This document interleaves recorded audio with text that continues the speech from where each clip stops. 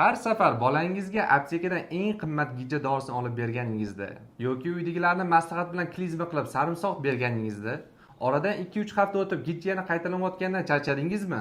Siz o'ylaysiz, bolam yana ko'chadan biror narsa yeb qo'ydi, qayta yuqtirib oldi deb. Lekin shifokor sifatida sizga achchiq haqiqatni aytaymi?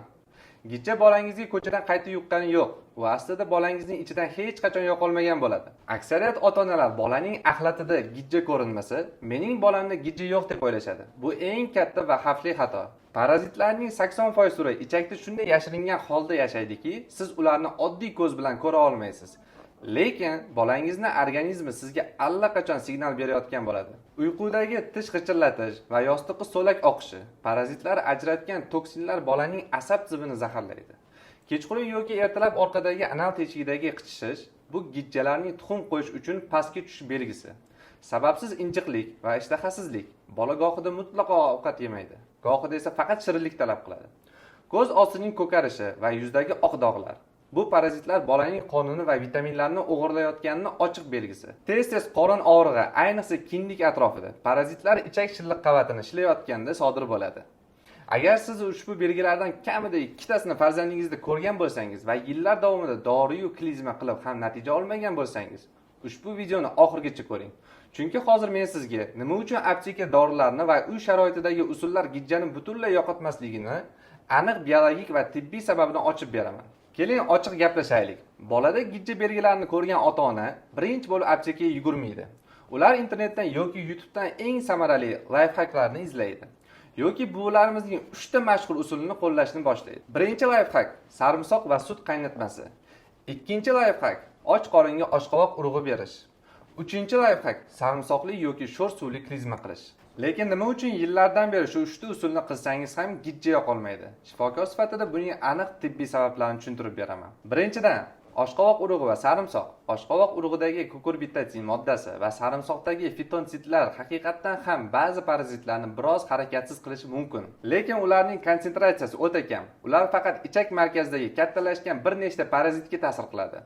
Lekin ichak devoriga yopishib olgan millionlab tuxum va lichinkalarga mutlaqo ta'sir qila olmaydi. Aksincha, sarimsoq bolaning nozik oshqozon ichak shilliq qavatini kuydirib, gastrit va yara keltirib chiqarishi mumkin. Ikkinchidan, klizma qilish eng katta illyuziya. Juda ko'p ota-onalar klizma qildim, bir talay gijja tushdi, ichagi tozalandi deb xursand bo'lishadi. Lekin biologiyani eslaylik. Klizma suvi faqat va faqat yog'on ichakning eng oxirgi 15-20 sm qismini yuvib beradi. Asosiy parazitlar va tuxumlarning ingichka ichakda, ya'ni 4-5 metr yuqorida bo'ladi. Klizma suvi u yerga umuman yetib bormaydi. Siz pastdagi 2-3 ta tushgan gijjani ko'rib xursand bo'lasiz. Yuqorida esa juda ko'p gijjalar qolgan bo'ladi. Yana bir toifa ota-onalar bor. Ular lifehacklardan ilmagach bolani tabiblarga, dam soluvchilarga yoki noma'lum giyohlarga beruvchi odamlarga olib borishadi. Tabib biror o't, travinoy sbor berdi.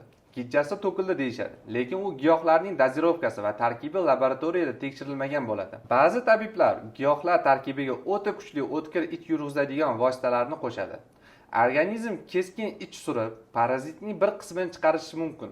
Lekin bu gijjani va tuxumlarni yo'qotmaydi. Eng yomoni bu noma'lum o'simliklar bolaning jigariga va buyragiga qaytarib bo'lmas toksik zarar yetkazadi. Jigar yetishmovchiligi bilan kasalxonaga yotgan bolalar aksariyati aynan mana shunday tabibiy giyohlar qurboni bo'lishgan. Demak, na oshqovoq urug'i, na sarimsoq, na klizma va na tabiblarning damlamalari gijjani ildizi bilan yo'qota olmaydi. Ular shunchaki vaqtincha simptomni yashiradi. Xo'sh, doktor, unda aptekadagi kimyoviy gijja dorilarni ichirsak-chi?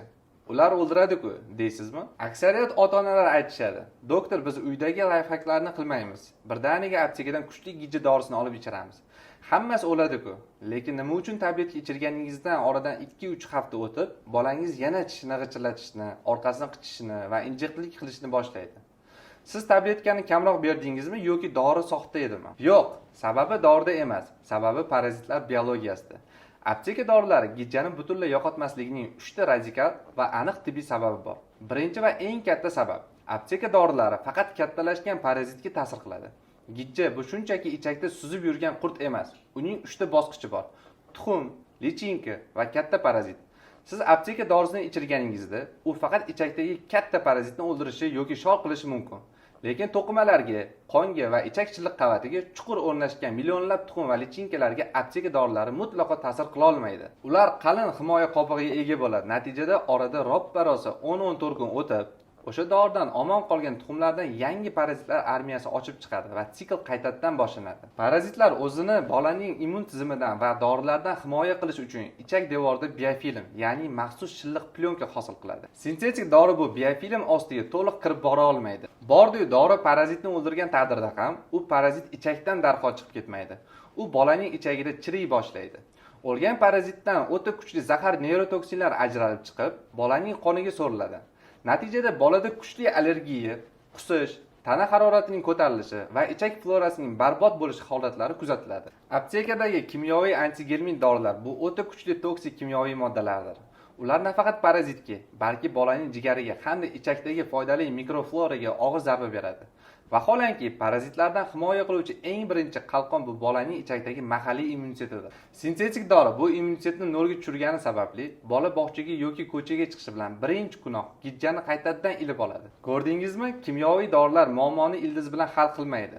Aksincha bolaning jigarini va immunitetini ishdan chiqarib, uni doimiy gijja qaytalashiga olib keladi. Xo'sh, agar gijjani davolamasangiz yoki mana shunday chala usullar bilan vaqtni o'tkazadigan bo'lsangiz, bolangizni tanasida oyma-oy qanday asoratlar boshlanadi?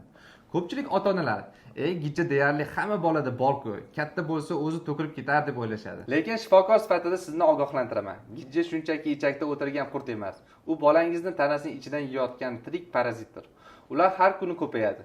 Ozuqani o'g'irlaydi va o'zidan ko'p miqdorda zahar ajratadi. Agar gijja o'z vaqtida to'g'ri va ildizi bilan davolanmasa, bolangizning organizmida qanday jarayonlar harakatga tushadi? Siz bolaga yaxshi go'sht, sariyog', meva va qimmat vitaminlar berayotgan bo'lishingiz mumkin.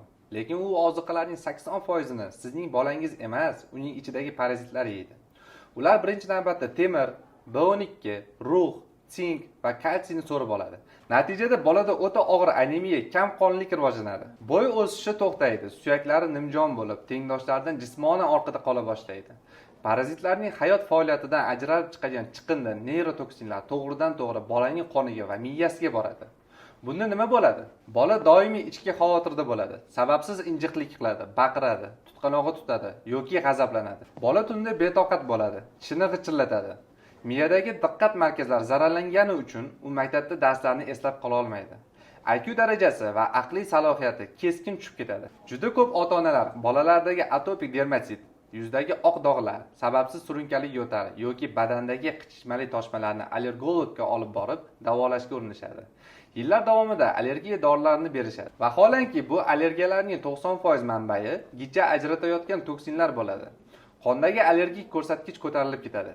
Immunitet parazit toksinlari bilan kurashaverib butunlay tushib ketadi va bola har haftada shamollaydigan, har qanday virusni ilib oladigan bo'lib qoladi. Aksariyat gijjalar, masalan, askarida va lyamblia faqat ichakda turmaydi.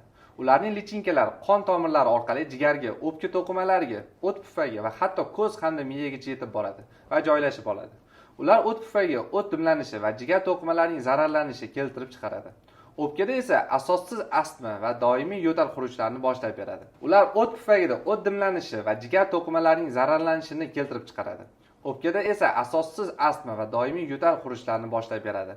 Ota-onalar o'zingizga savol berib ko'ring. Farzandingizning aqliy kelajagi, uning jigar va asab tizimi bugungi be'tiborlikka arziydimi? Siz rostdan ham bu xavf bilan tavakkal qilmoqchimisiz? Lekin tushkunlikka tushmang. Hali kech emas. Gijjalarni va ularning tuxumlarini bolangizning tanasiga zarar yetkazmasdan ildizi bilan haydab chiqarishning xavfsiz va ilmiy yechimi bor. Shundekki, uy usullari, klizma va tabiblar gijjani yo'qota olmaydi.